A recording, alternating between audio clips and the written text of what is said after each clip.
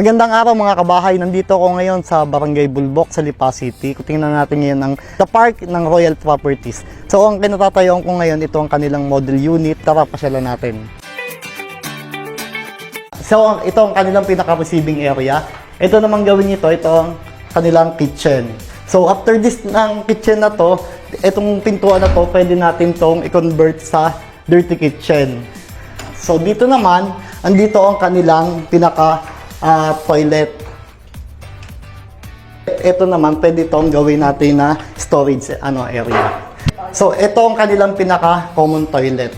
Ang maganda dito, 3 bedroom to. So, ito yung kanilang first bedroom.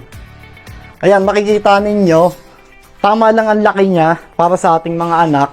So, maluwang naman ang kanyang bintana, tsaka meron siyang built-in cabinet. So, ito yung second bedroom nila, na halos malaki-laki lang ng konti dun sa first bedroom natin. Tingnan natin ang kanilang master's bedroom. So ito naman ang kanilang master's bedroom. Ayan, usually naman master's bedroom laging malaki.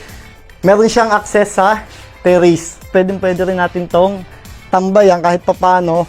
So itong The Park na tong maganda dito, meron silang napakagandang amenities, meron din silang commercial area, at ang maganda pa, meron siyang 100,000 na discount sa mga bibili.